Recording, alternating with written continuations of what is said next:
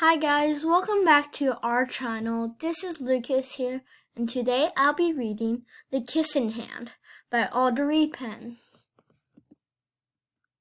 The Kissing Hand by Audrey Penn. Chester Raccoon stood at the edge of the forest and cried. "I don't want to go to school," he told his mother. "I want to stay home and with you. I want to play with my friends and play with my toys, and read my books, and swing on my swing.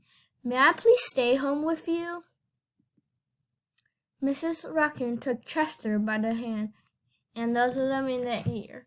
"Sometimes we all have to do things we don't want to do," she told him gently, "even if they seem strange and scary at first. But you will love school once you start. You'll make new friends and play with new toys, read new books, and swing on new swings. Besides," she added, "I know a wonderful secret that will make your nights at school seem as warm and cozy as your day at home." Chester wiped away his tears, looked interested. "A secret? What kind of secret?" "A very old secret," said Mrs. Raccoon. "I learned it from my mother, and she learned it from hers. It's called the kissing hand." "The kissing hand?" asked Chester. "What's that?" "I'll show you."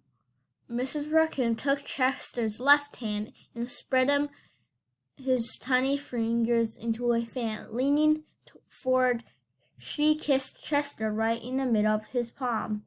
Chester felt his mother's kiss rush from his hand up his arm and into his heart. Even his silky back mask twinkled with a special warmth. Mrs. Raccoon smiled. "Now," she told Chester, "whenever you feel lonely and you need a little loving from home, just press your hand to your cheeks and think, 'Mommy loves you, Mommy loves you,' and that every kiss will jump into your face, fill you with toasty, warm thoughts."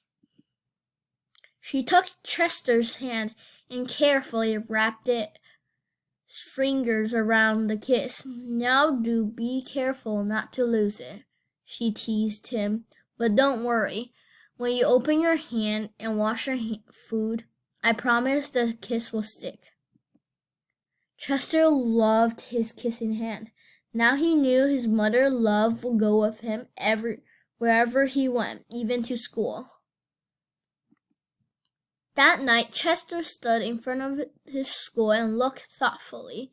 Suddenly, he turned to his mother and grinned. "Give me your hand," he told her. Chester took his mother's hand in his own and unfolded her large, familiar fingers into a fan. Next, he leaned toward and kissed the center of her hand. "Now you have a kissing hand too," he told her with a gentle goodbye and "I love you." Chester turned and danced away. Mrs. Raccoon watched Chester scamper upon a tree limb and enter school. As the hoot owl rang the new school year, she pressed her left hand to her cheek and smiled. The warmth of Chester's kiss filled the heart with the special words. "Chester loves you," it sang. "Chester loves you." And I hope you enjoyed this book. Please like and subscribe our channel. Thank you.